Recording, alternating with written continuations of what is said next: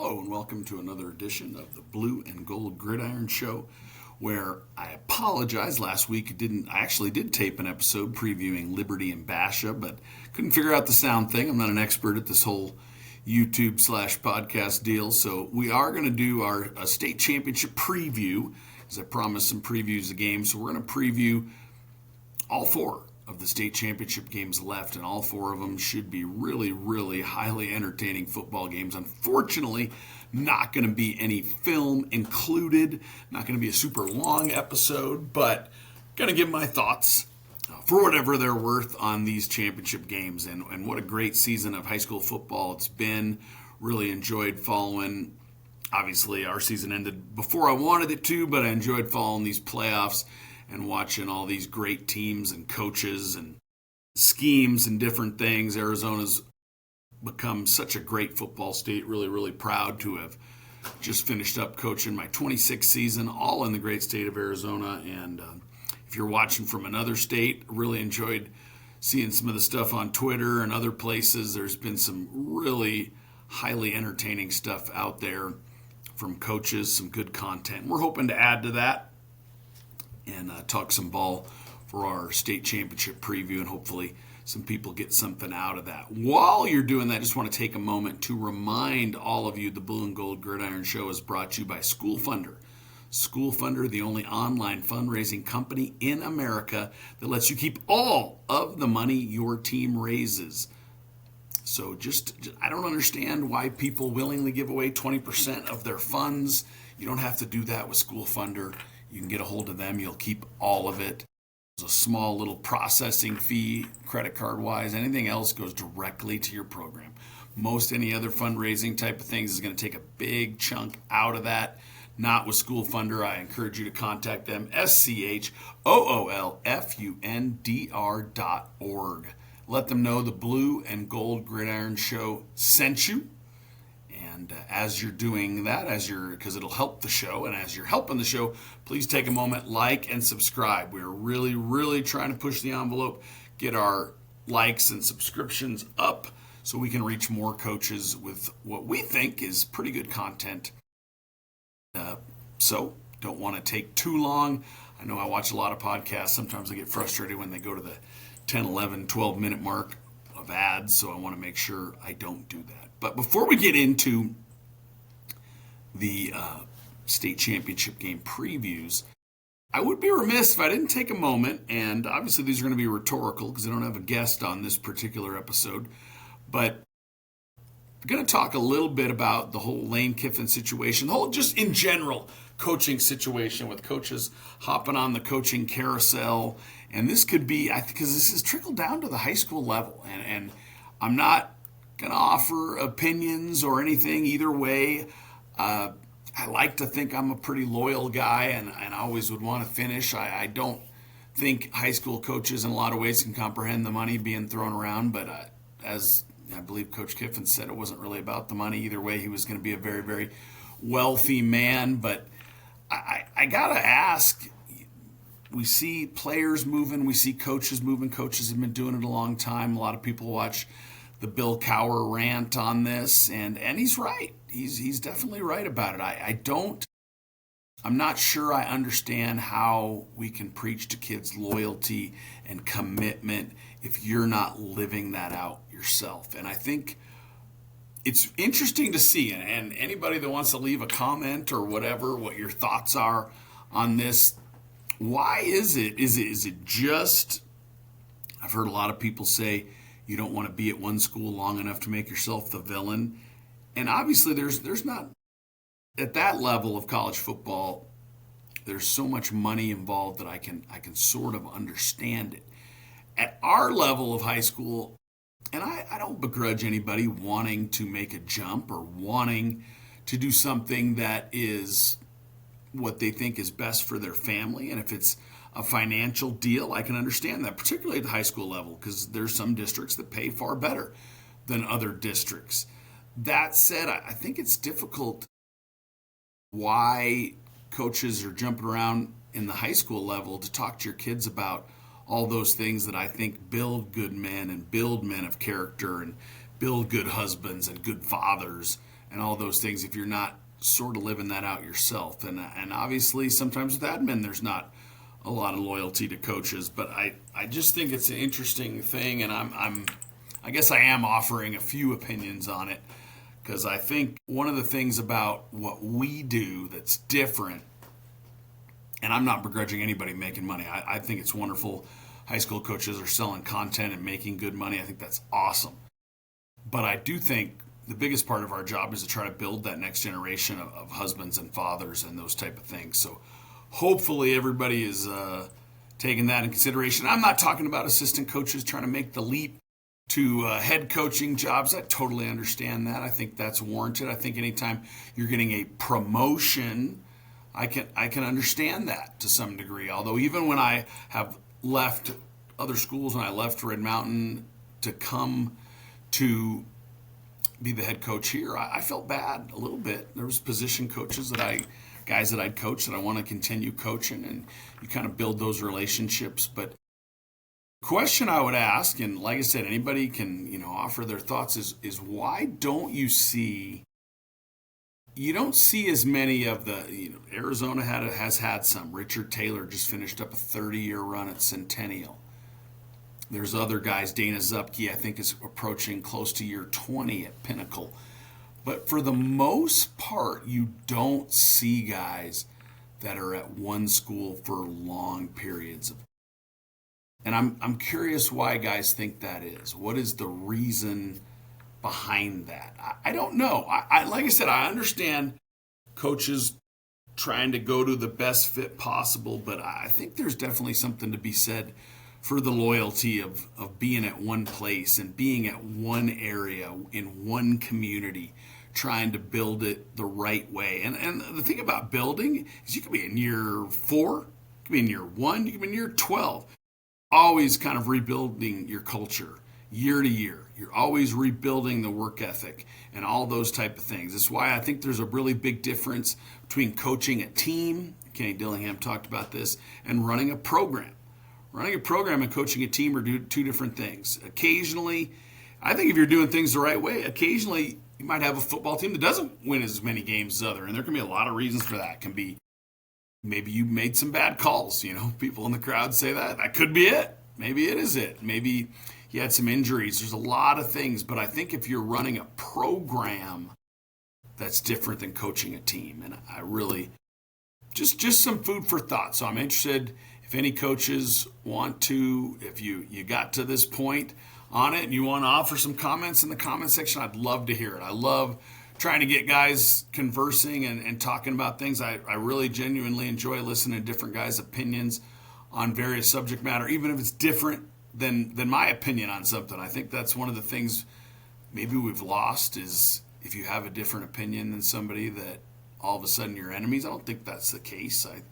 I think it's very interesting to hear other people's viewpoints on different thoughts. Definitely different thoughts in the coaching world, because that's what we're trying to do. We're trying to be a resource to coaches out there, give them an opportunity to learn and grow, and that's something that will always be important, because I think I've talked about this on a few episodes. I know there's a teacher shortage in our state and many states, whatever state anybody's watching. I'm sure there's probably a bit of a high school coaching shortage as well, and I think that's something that we really got to identify, because I really value the job high school football coaches and coaches in any sport do in help and teach these young people about life, about those things. Everybody talks about that, but one of the things I think is being that person that's there day in, day out. And there's certain cases where that can't happen, but anybody have any thoughts on that? I would love to hear it, because I'm curious what people's thoughts are on this.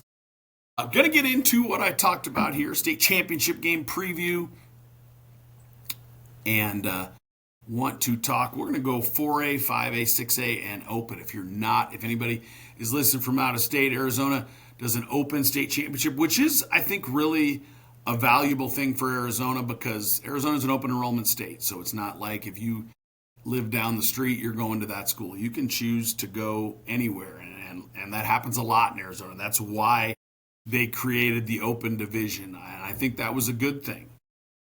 I think it makes for more competitive divisions across the board there. And basically what they do is they take the top teams out of 6A, which are, I hate to use this term, destination schools that end up with lots and lots and lots of Division I players and Division I talent on one team. And they kind of take them out, and then they have a 6A tournament too. So out of 6A, there's really the Open State Champion, which is the true number one team in the state of Arizona, and the 6A State Champions, which is still an incredibly good football team. There's some really good football played in all those levels, but anybody that's wondering about that. One of the things when I was looking at this is there's so many underclassmen on all these teams. I mean, I think there's a good chance you could see some rematches. You could see some of these teams in 6A push themselves into the Open next year. And the Open tournament, for those of you that don't know, is an 8-team tournament. And this year, the AI did an interesting thing. 5 to 12 played, and the winner advanced to the Open, and the loser dropped down to the 6A quarterfinals, which is an interesting way to do it. I think there was a lot of value. I was super excited to watch. All the Arizona schools competed really hard. Everybody, I think, wanted to be in the Open.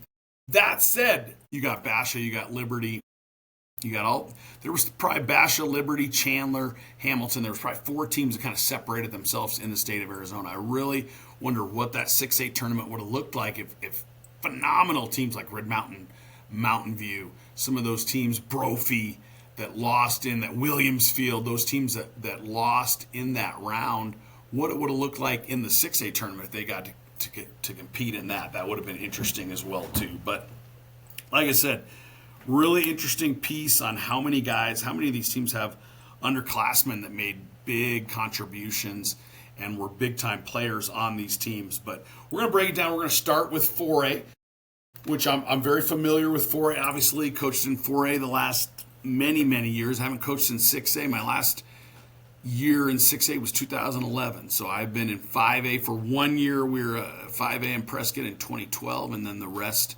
of those years I have been in 4A. I take that back. 1 year I was at Poston Butte in 2016 and coached in 5A. So been in 5A, 4A, love 4A football in Arizona. 59 schools in 4A, 24 made the state playoffs in Arizona, which had bumped up from 16. Last year we ended up being the 6th seed, really fortunate out of 50-something.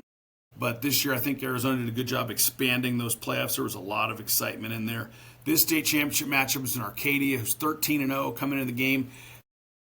4A's been awesome because there's not a lot of, I guess, destination schools. There's not a lot of schools that are big-time transfers. There's a few, but a lot of these areas are schools that kind of grew up. Those kids grew up playing together and got the opportunity to compete together. I think 4A is the most fun conference in Arizona because of that. You'll see a lot of balance. There were so many teams that beat each other. There was times I saw different media outlets doing the rankings. They're like, I don't know how to do the 4A rankings because it's just up and down, up and down. Arcadia has been probably the one outlier in that. They've been incredibly consistent all year round.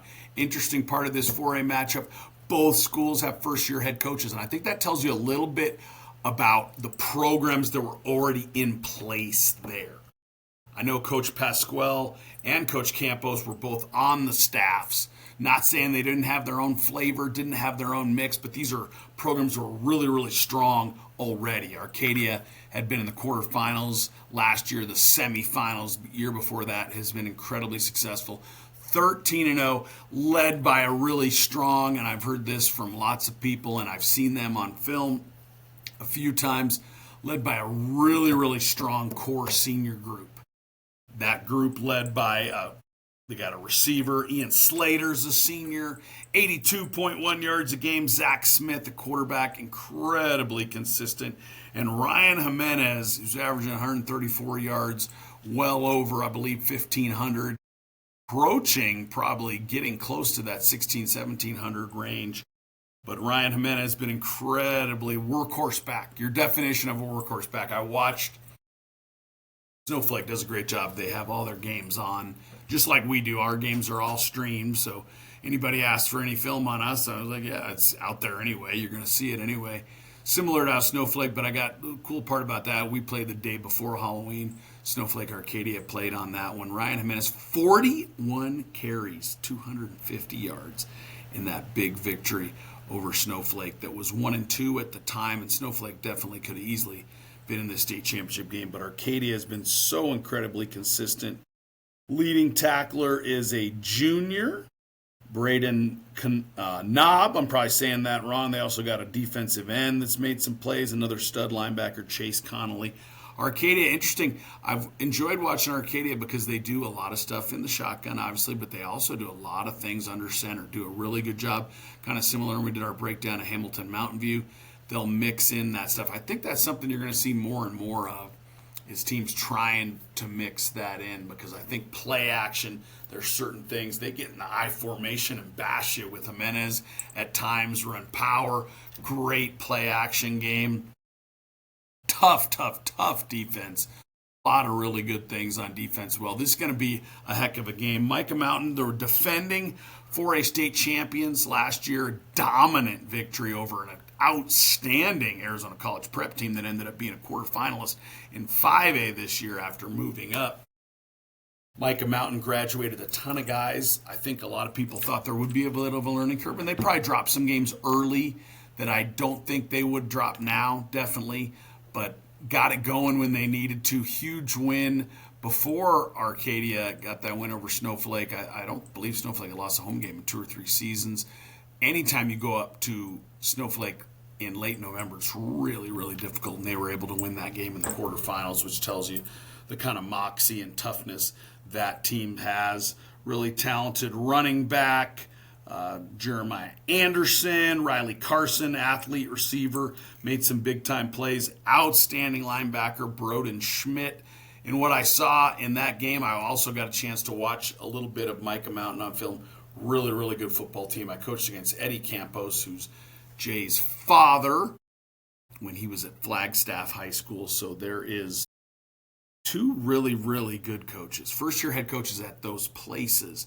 But both those guys have been head coaches before, and both those guys have had extensive coaching careers. So the coaching matchup is almost as entertaining as the playing matchup. Both these teams, really, really good football teams. I don't know that I could offer a prediction, but Arcadia has been so consistent.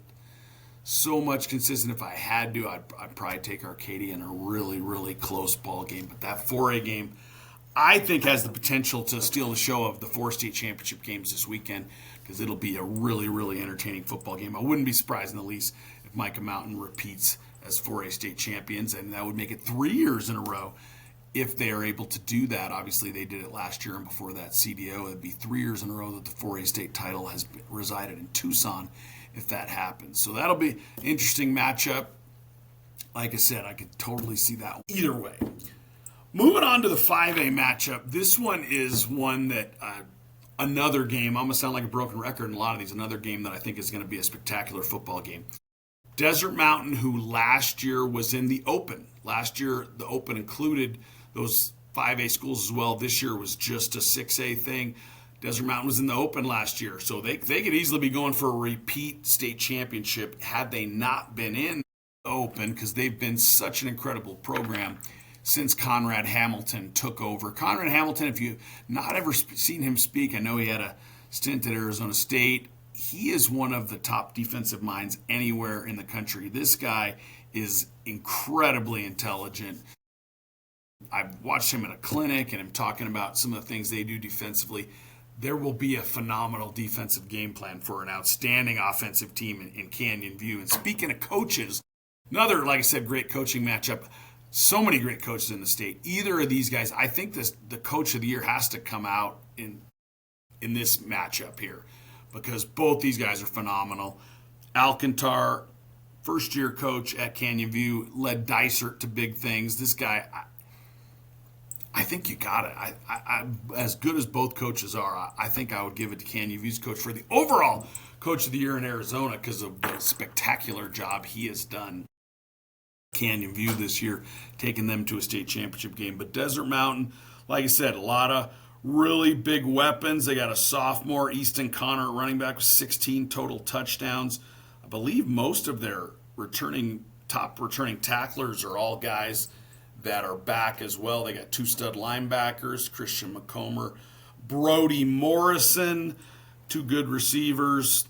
in Isaiah Justice and Kai Teschen. I'm sure I'm saying that name incorrectly, but Desert Mountain, really, really good football team.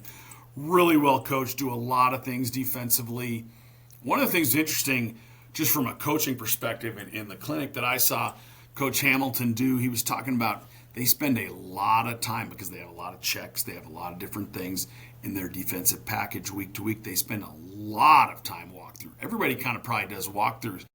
He said they spend even more time on walkthroughs, just getting everybody on the same page. And I think anytime you're playing the state championship game, you probably want to be a little less physical in those type of things. But it was just interesting, I thought, from that perspective, getting those guys to do that because they had a number of checks, number of different things to formations, and getting high school kids on the same page with that is not easy. So ton of credit to him. Like I said, Canyon View with Coach Alcantar Jr., Braylon Anderson, big-time player there, 16 total TDs. They got a little bit of a running back by committee, stud linebacker, and Reese Landis. Canyon View has been a team that's found a way to win the close ones. Big upset. I think not a big upset, but definitely an upset. I expected probably an ALA Gilbert North and Desert Mountain or Horizon. That one could have gone either way, but I didn't know if I expected Canyon View to be here, and that's why I think he deserves so much consideration for Coach of the Year. Overall, Big School Coach of the Year for the job he's done at Canyon View. Dynamite game, not going to offer predictions, but excited to see that one too at Sun Devil Stadium. I believe that one is, we got a 4 o'clock kickoff on Friday for the 4A game. We got an 8 o'clock kickoff for the 5A game, and then that 6A and Open will be on Saturday. Speaking of that 6A, we had Coach Bushman from Castile High School, another guy that could be in consideration. Castile, I believe, 8-5 coming into this one. Castile, a team that lost, could have been in that Open, really close opportunity to be in that Open there. But Coach Bushman, we had him on the show, really knowledgeable guy, really enjoyed talking. I just reposted that one on our Twitter because there was tons of great information. Came from the college ranks, also was a state championship winning coach in Oregon. We learned from that episode. I know dual threat quarterback T. Smith came over from Hamilton. 29 total TDs, and I love me some quarterback run game, and this guy has been a big-time threat in the quarterback run game. Anytime you can get that +1, it's going to help you. I mean, you've heard guys talk about it. It's a math problem. It's just simple numbers there. The quarterback can run the ball. It puts you in an advantage there. Some great linebackers there. Jackson Hamilton, big-time player for them. They got a free safety. Kobe Oliveras, inside linebacker Chase Wyatt with 6 sacks and 2 interceptions, I should say. This Castile's team, really, really good football team. Obviously, you had Hamilton in the Open semis.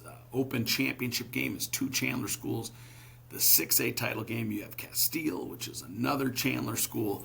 Chandler it's hard to question. They're the best football district in the state of Arizona. Again, I know Liberty had taken that title to the west side for a while, but even as great as Liberty was and the standard bearer the last couple of years in Arizona as a whole, the Chandler district, just so many good players everywhere.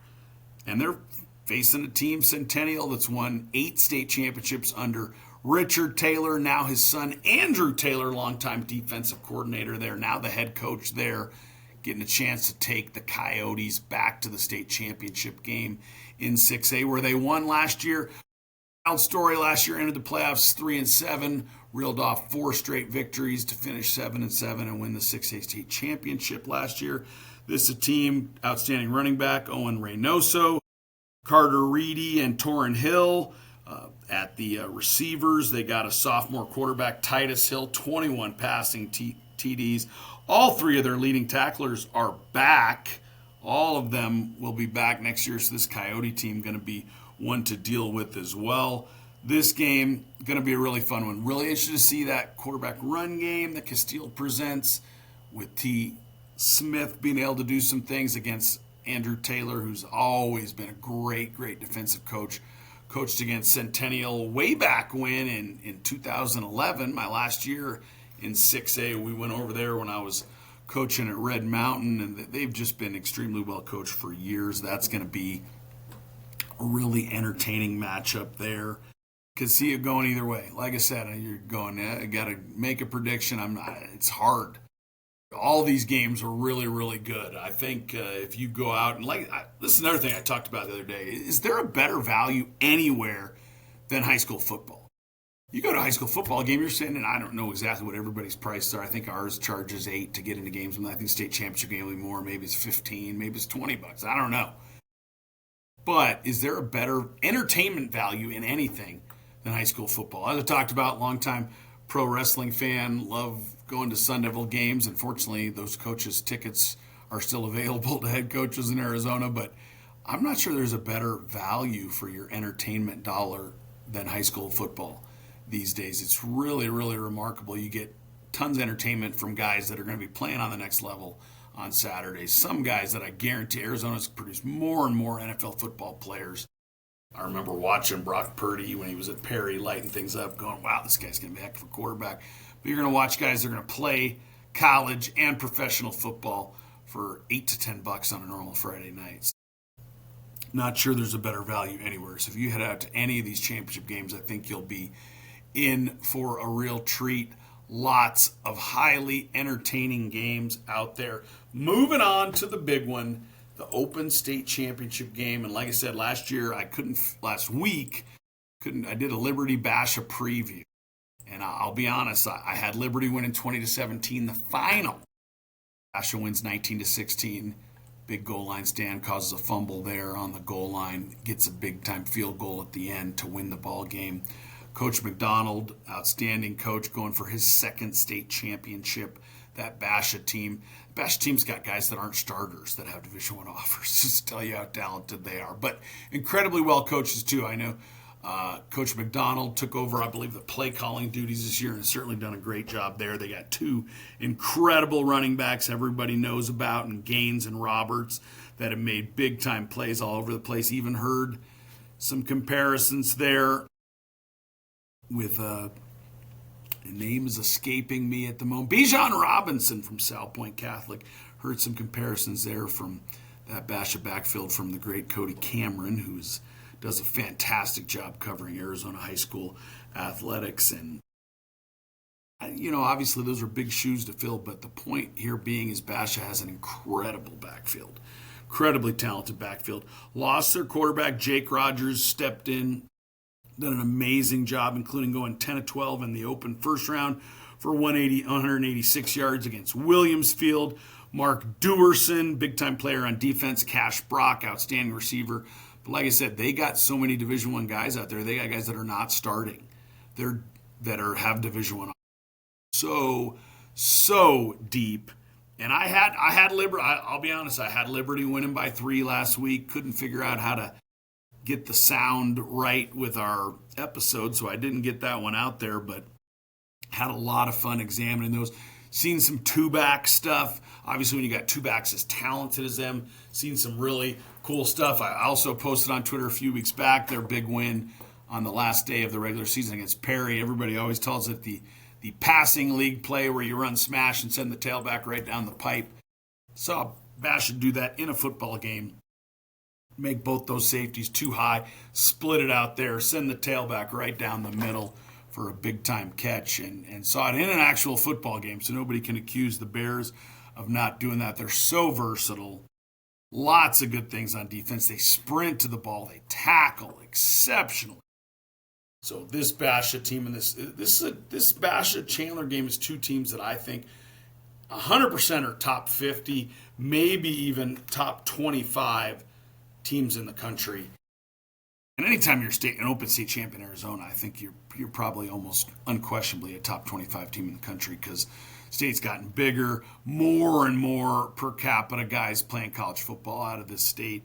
So that one's going to be interesting. Chandler is a really young team. This Chandler team, and Basha has a ton of guys back too, but Chandler, wide receiver Jai Jones, led by Ty Wisdom, who came over from Nebraska, was previously at Arizona, had great success at Horizon, did a wonderful job at Desert Vista, which has not been an easy place as of late to win. And this guy, all gas, no brakes, getting those guys down the field Will Mency, Jai Jones, incredible. They got dual threat quarterback in Mency.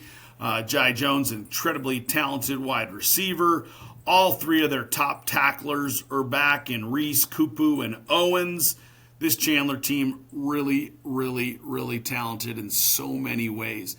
Excited to watch this one. If I had to pick, I'm gonna give Basha the very narrow victory. I think this one's really, really, really, really close, though. I could see this one going either way, and I wouldn't be surprised either way. That's why I really didn't want to offer a whole lot of predictions, because no matter which way I go, I could be 0-4 or I could be 4-0. Because all these games, and watching them and watching some of the film, great part about YouTube and all these games getting streamed is you can watch so many talented teams out there.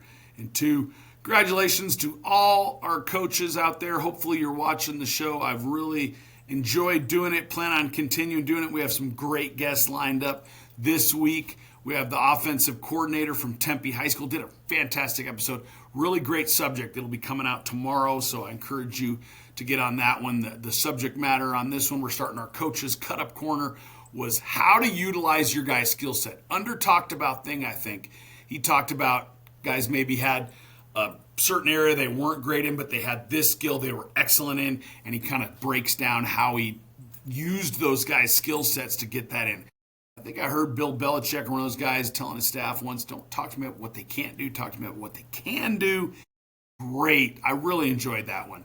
Got a lot of good guys coming up on the show. Excited for all of it. We got the great Mitch Johnson, head coach at Green Hope in North Carolina.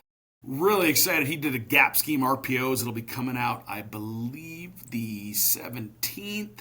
We got another in our series on ADs with Matt Smith, who is our AD at Maricopa High School. So those of you guys that are trying to make that jump to be a head coach, another great resource.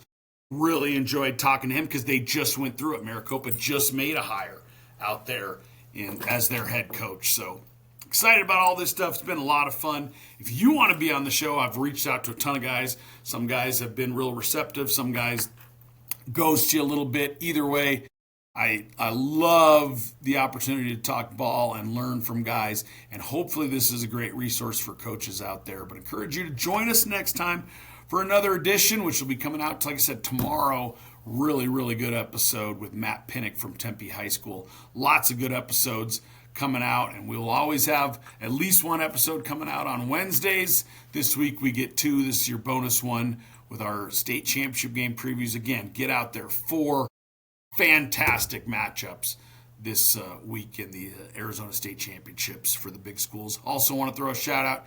Great state title games in 3A and 2A. Going to try to get a lot of those guys on. I know a couple of those guys I can reach out to on Twitter. Want to really get some of those guys on. The Scottsdale Christian St. John's game. Great matchup. Came down to a goal line stand there for Scottsdale Christian to win their 3rd straight state championship. Round Valley wins their 8th state title, tradition-rich program, 13-10 victory over Ben Franklin, who had probably been the unquestioned favorite in 3A most of the year.